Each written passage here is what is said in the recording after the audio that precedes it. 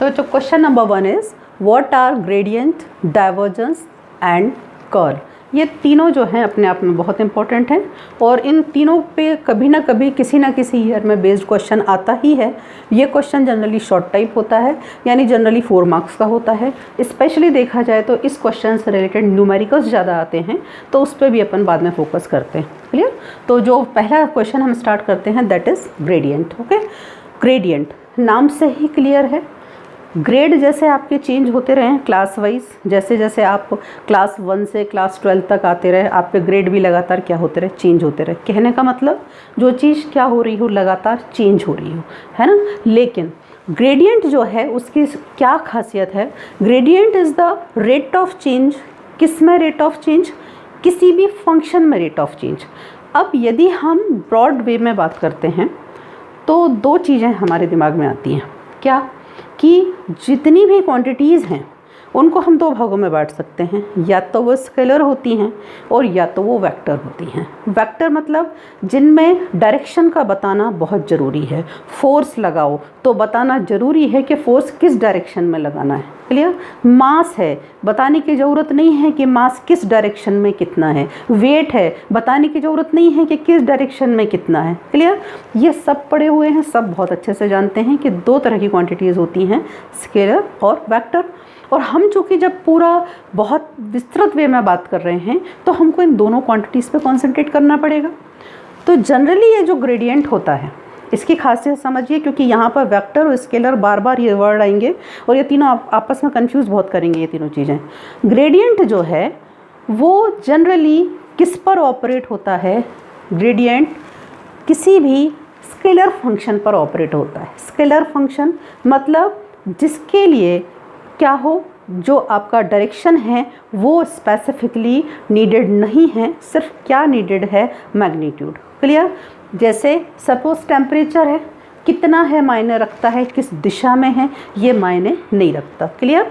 तो जो ग्रेडियंट है it is the rate of change, मतलब लगातार परिवर्तन होना।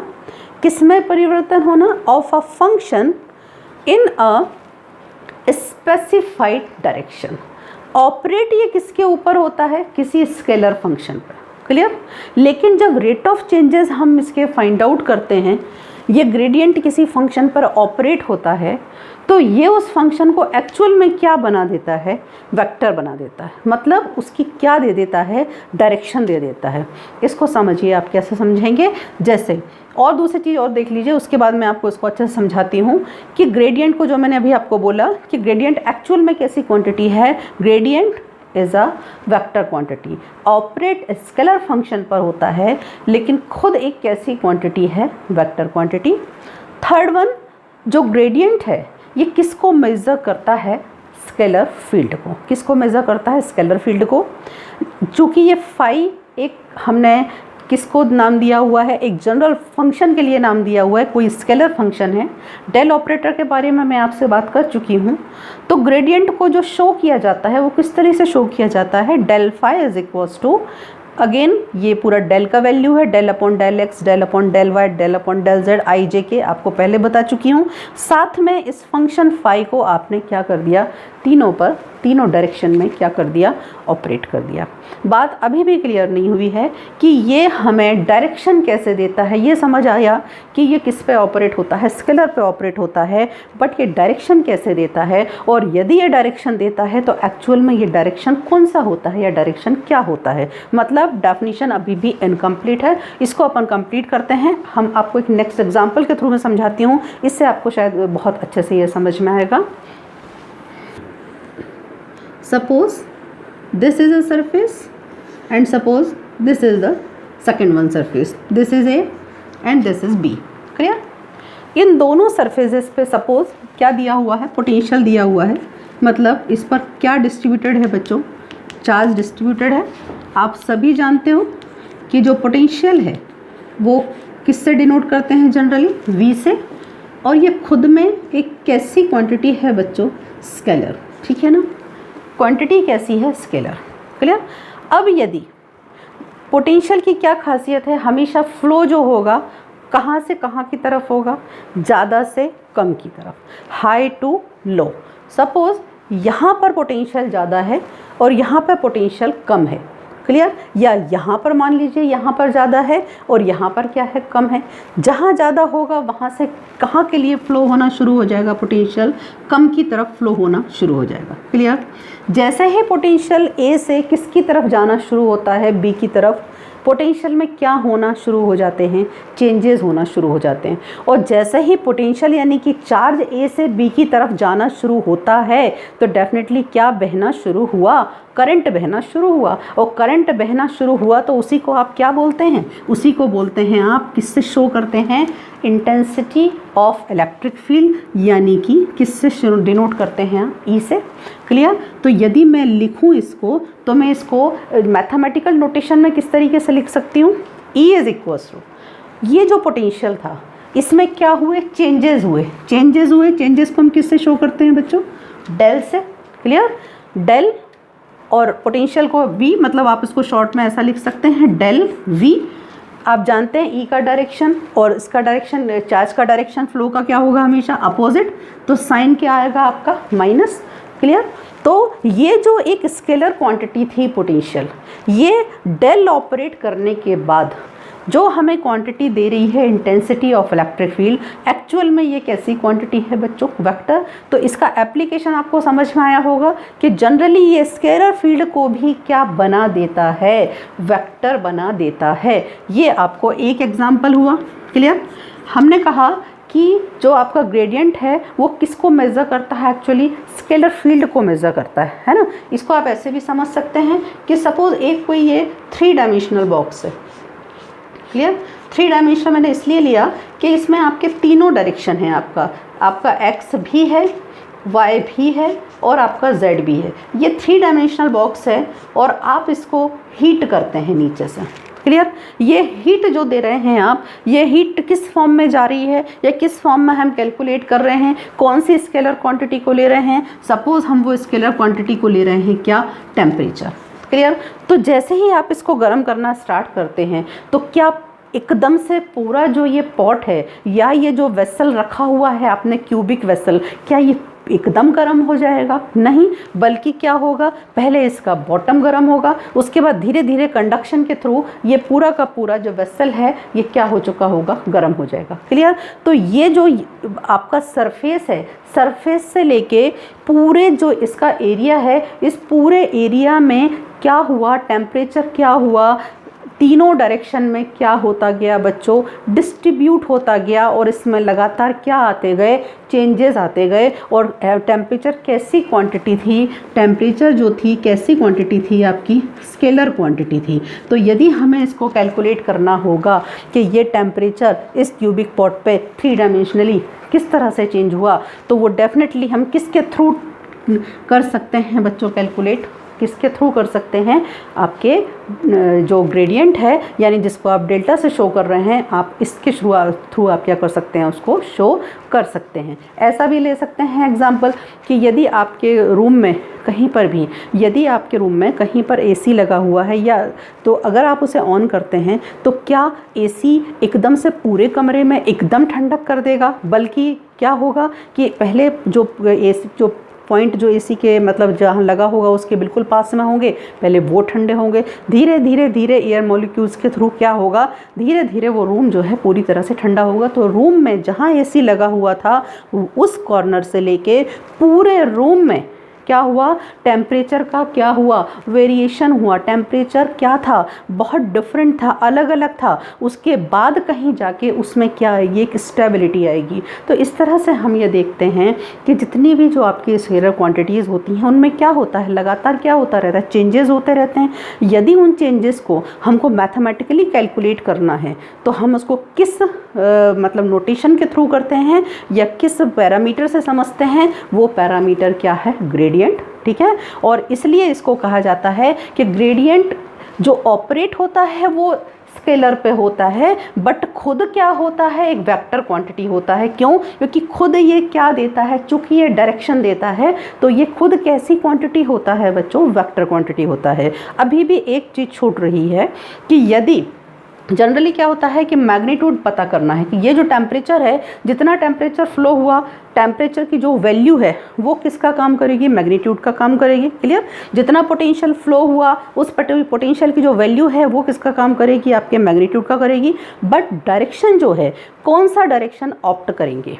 क्लियर। यदि ये डेल जो है, यदि ये आपका जो ग्रेडियंट है, यदि ये एक वेक्टर क्वांटिटी बना रहा है तो डायरेक्शन कौन सा होगा। आपने जो पहले लिखा था डेरिवेशन उसमें डेफिनेशन में वो लिखा हुआ था कि इन अ स्पेसिफाइड डायरेक्शन। तो बताएं ज़रा कि यदि हम इसको इस तरह से शो करते हैं डेल फाई। क्लियर। इसको हम इन जनरल बोल सकते हैं, इन जनरल हम बोल सकते हैं इसको डेल फाई। किसके रिस्पेक्ट में देख रहे हैं बच्चों, किसके रिस्पेक्ट में देख रहे हैं। जनरली हम इसको हम देख रहे हैं पोजीशन के रिस्पेक्ट में देख रहे हैं। क्लियर। यानी कि जिसको आप इन जनरल क्या बोल सकते हैं, आर। और यदि आप इसी को डिवाइड कर दें, किस में डिवाइड कर दें, कार्टेशियन कोऑर्डिनेट्स में, तो यही आर किस किस में डिवाइड हो जाएगा, एक्स में, वाई में, जेड में। और जब ये डिवाइड हो जाएगा तो उसी को आप किस तरह से लिख देते हैं, आप उसी को लिख देते हैं कि del phi is equals to del by del x i cap. और चूंकि फाई आपका स्केलर फंक्शन ऑपरेटेड है already, phi plus del phi by del y j cap plus del phi by del z k cap. Clear. तो ये चीज़ आपको दिख रही है कि यदि हम इसको इन जनरल बोलें तो हम इसको क्या बोल सकते हैं कि एक्चुअल में ये किस में चेंजेस हैं, आर के रिस्पेक्ट में। यानी किसके रिस्पेक्ट में चेंजेस हैं बच्चों, पोजीशन यानी कि डिस्टेंस के रिस्पेक्ट में क्या हैं, चेंजेस हैं। तो यदि हम इसको देखें तो ये जो है, ये डेल है, जो फाई है, ये डिस्टेंस के क्या है, एक प्रकार से देखा जाए तो डिस्टेंस के क्या दिख रहा है, ये इसी को आप क्या बोल सकते हैं, डेल फाई को यदि आप बोल रहे हैं कि del phi by del r, तो आप इसको क्या बोल सकते हैं कि ये डिस्टेंस के क्या है, इन्वर्सली प्रोपोर्शनल। इन्वर्सली प्रोपोर्शनल है मतलब डिस्टेंस जितना कम होगा ये रेट ऑफ चेंजेस जो है उतने ज़्यादा होंगे। तो ज़रा मुझे ये बताएं कि यदि ये दो सरफेस थे तो इनके बीच में मिनिमम डिफरेंस क्या होगा। मिनिमम डिफरेंस मतलब यदि हमको इधर से इधर जाना है तो हम कौन सा रास्ता होगा, कौन सा रास्ता होगा जो मिनिमम होगा। तो डेफिनेटली वो रास्ता जो होगा वो नॉर्मल का ही होगा, यानी कि जो सीधा होगा। हम इस सरफेस से इस सरफेस तक यूँ भी जा सकते हैं, यूँ भी जा सकते हैं। बट यदि हम इस तरह से जाते हैं, इस सरफेस से यूँ इस तरफ से इधर आते हैं, तो डेफिनेटली ये रास्ता जो है, ये यहाँ जो रेट ऑफ चेंजेस होंगे, ये जो रास्ता है ये क्या हुआ, लेंदी हुआ। और आपका जो फॉर्मूला है वो क्या कहता है कि जो ये जो ग्रेडियंट है, ये जो रेट ऑफ चेंजेस हैं, ये डिस्टेंस के क्या है, इन्वर्सली प्रोपोर्शनल। डिस्टेंस क्या होना चाहिए, कम से कम होना चाहिए। क्लियर। तो उस स्थिति में रेट ऑफ चेंजेस क्या होंगे, मैक्सिमम होंगे। तो यहाँ पर भी डायरेक्शन वो लिया जाता है या जनरली वो डायरेक्शन ऑप्ट होता है जो क्या हो, जिसमें जो डिस्टेंस क्या हो, मिनिमम हो। और हम सब जानते हैं कि perpendicular distance is the minimum distance. तो ये जो स्पेसिफाइड डायरेक्शन की बात हुई थी ना, तो वो जो स्पेसिफाइड डायरेक्शन होता है वो स्पेसिफाइड डायरेक्शन होता है परपेंडिकुलर डायरेक्शन, यानी कि टुवर्ड्स द नॉर्मल। क्लियर ना। तो अब आपको समझ में आ गया होगा। इसके बारे में दो चीज़ें ध्यान रखना, gradient means rate of changes. Rate of changes किस में, एक स्केलर फंक्शन में। खुद किस पर ऑपरेट होता है, खुद ऑपरेट होता है स्केलर फंक्शन पे, लेकिन ऑपरेट होने के बाद कैसी क्वांटिटी बन चुकी होती है, कैसी क्वांटिटी बन चुकी होती है, वेक्टर क्वांटिटी। क्लियर। तो ये तो हो गया बच्चों ग्रेडियंट, है ना।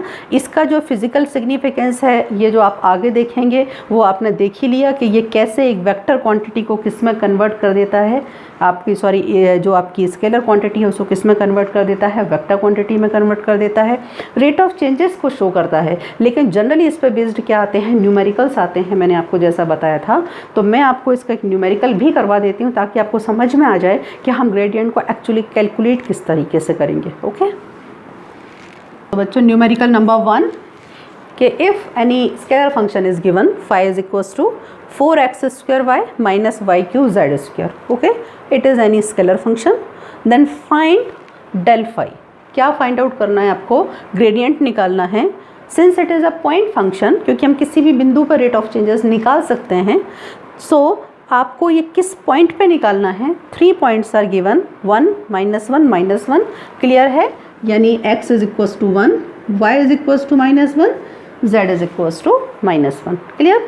इस तरह के न्यूमेरिकल्स जनरली आपको एग्जाम में आते हैं और ये जनरली 4 मार्क्स तक के आते हैं आपको। Clear?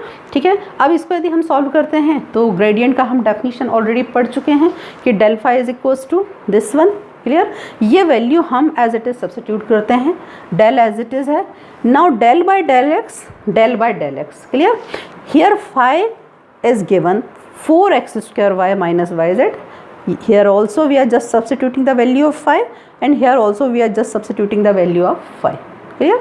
Now here we have to differentiate with respect to x, here we have to differentiate with respect to y, and here we have to differentiate with respect to z.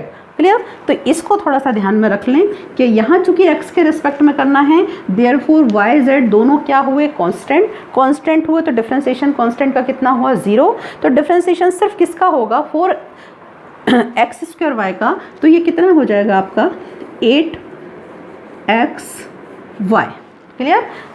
n x n minus 1, 4 2 ज़ा 8x y और साथ में क्या लगा हुआ है आपका? i cap. Clear? Plus यहाँ पर अगर देखें तो दोनों में y है, मतलब ये दोनों फंक्शन डिफरेंशिएट होंगे। लेकिन यदि हम फर्स्ट फंक्शन को देखें तो यहाँ सिर्फ जो 4x स्क्वायर है वो कांस्टेंट का काम करेगा क्योंकि y के रिस्पेक्ट में है। तो अगर इसको डिफरेंशिएट करेंगे तो ये कितना हो जाएगा आपका? 4x square. क्लियर? यदि इसको डिफरेंशिएट करेंगे तो z कांस्टेंट है, इसको डिफरेंशिएट करेंगे तो क्या होगा आपका? वही x raise to n, n x n minus 1, n means 3y, n minus 1, 3 minus 1 यानी 2 यानी y square and z square as it is. साथ में दिया हुआ है क्या आपका? j। क्लियर? और जो लास्ट में है, यदि हम लास्ट वाले को देखें तो लास्ट वाले को भी देख के समझ में आ रहा है कि यहाँ z के रिस्पेक्ट में डिफरेंशिएट करना है, किंतु ये x का टर्म है, y का टर्म है, दोनों कांस्टेंट हैं। कांस्टेंट का डिफरेंशिएशन 0, मतलब फर्स्ट टर्म को डिफरेंशिएट करने की ज़रूरत नहीं है, सिर्फ किसको डिफरेंशिएट करेंगे? आपके सेकेंड टर्म को करेंगे। सेकेंड टर्म में भी कौन डिफरेंशिएट होगा? सिर्फ z होगा, y नहीं होगा, y एज इट इज़ रहेगा। तो आपका जो माइनस वाई क्यूब है ये एज इट इज़ है, z स्क्वायर का अकेला होगा x raise to n, n आगे means 2z n minus 1 means 1। Okay, और साथ में इसके दिया हुआ है आपके क्या? k। क्लियर? ये ठीक है। तो यदि हमने इसको पार्शियली डिफरेंशिएट किया तो पार्शियली डिफरेंशिएट करने के बाद जो हमारे पास वैल्यूज़ आती हैं वो आती हैं ये। अब आपको ये वैल्यूज़ किस पर निकालनी है? पॉइंट क्या दिया हुआ है बच्चों? 1 माइनस 1 एंड माइनस 1। क्लियरली? तो आप इसको इस तरह से आगे बढ़ा सकते हैं, at 1 minus 1 minus 1। Okay, substitute the value is equals to x 8। x की जगह आप क्या सब्स्टिट्यूट करोगे? 1, y की जगह क्या करोगे? 1, और बाहर क्या दिया हुआ है आपका? i cap. क्लियर? नेक्स्ट 4। ठीक है, सिमिलरली आप इसमें करेंगे कि जो आपका आया हुआ था, तो आपका कितना हो जाएगा? आपका 4x स्क्वायर मीन्स 4, 1 का स्क्वायर। यहाँ पर y माइनस 1 है तो यहाँ ध्यान रखना कि इसको आप माइनस 1 करेंगे। 4x स्क्वायर y की वैल्यू कितनी है बच्चों? माइनस 1, y की जगह आप माइनस 1 सब्स्टिट्यूट करेंगे। ठीक है, minus 3। Clear? y square means minus 1 whole square, z square means minus 1 whole square. किस कंपोनेंट के साथ है बच्चों? z, and last plus. Clear? यहाँ प्लस इंटू माइनस, आप यहाँ डायरेक्ट अगर चाहें तो आप यहाँ डायरेक्ट माइनस कर सकते हैं, minus.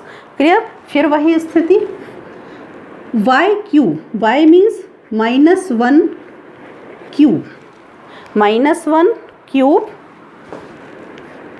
2 again z minus 1। Okay, तो ये आपका साथ में क्या दिया हुआ है? आपका यूनिट वेक्टर के दिया हुआ। क्लियर? अब यदि आप इसको सॉल्व करते हैं तो क्लियर दिख रहा है आपको। यदि आप इसको करोगे तो ये चूँकि माइनस साइन है तो ये जो आपका रिज़ल्ट आएगा, एक्चुअल में ये जो रिज़ल्ट आएगा वो आएगा आपका -8i कैप। क्लियर? इसको यदि आप सॉल्व करेंगे तो यहाँ आपका चूँकि -1 है तो ये हुआ आपका -4, ठीक है। यहाँ आपका -1 स्क्वायर मीन्स प्लस, यहाँ भी -1 का स्क्वायर मीन्स प्लस, तो यहाँ पर 4 - 3 मीन्स 1, ठीक है।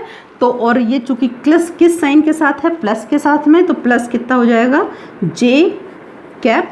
क्यों? क्योंकि आपका जे कैप जो है बाहर आपके दिया हुआ है। Clear? And at last minus.